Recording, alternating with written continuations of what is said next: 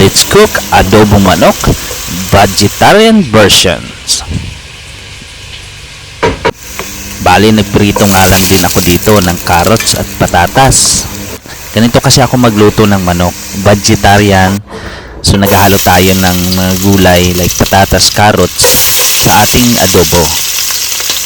Sunod naman natin gigisain ang bawang at sibuyas para sa ating aromatic, pampalasa yan.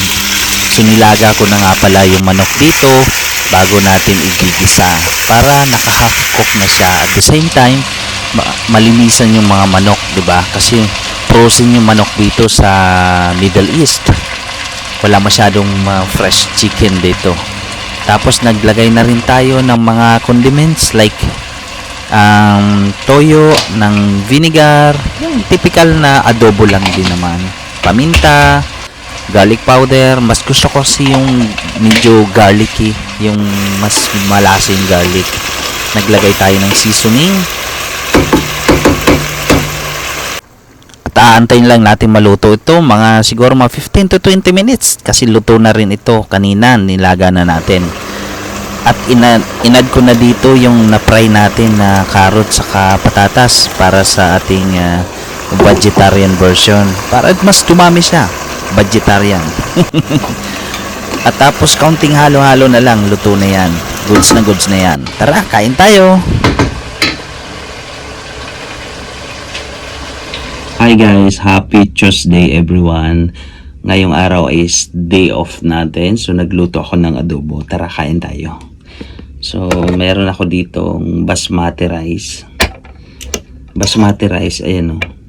Okay naman yung basmati rice kasi hindi siya ganun katamis.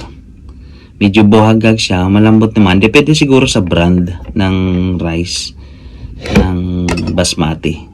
So parang nagustuhan ko na yung basmati rice kaysa sa jasmine. Alright, move natin ang camera. Ito yung kanin natin. And then kuha tayo ng ulam. Nagluto ako ng adobong manok. Yung typical na version lang. Nag-add din ako ng carrot saka patatas para dumami. Ayun. May sarsa-sarsa pa. So kain tayo. Ayun.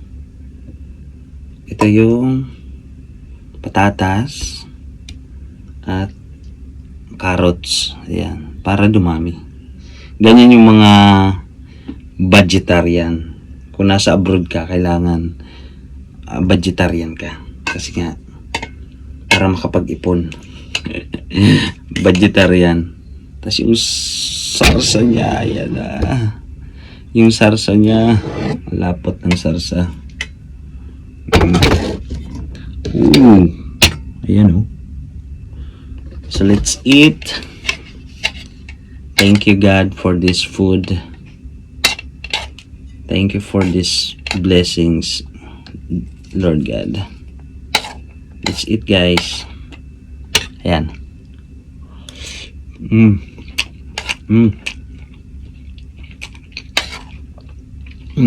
Hindi siya ganun kalat. Kasi normally kasi kadalasan luto ko minsan naalatan ko. So sabi ni Shine, maalat. So this time hindi siya ganun kaalat. May kaunting asim, saka kaunting tamis. Kasi nilagyan ko ng oyster, saka kaunting sugar. You know?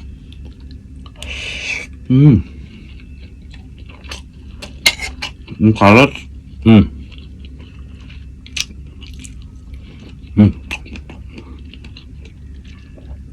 Tamis-tamis. Prinito ko muna siya.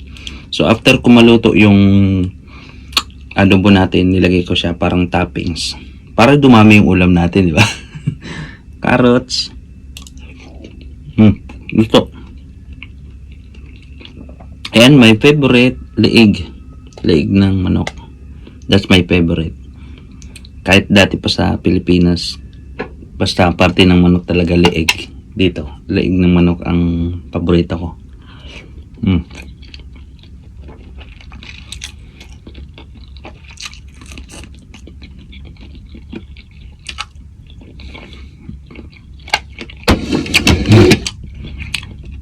Thank you.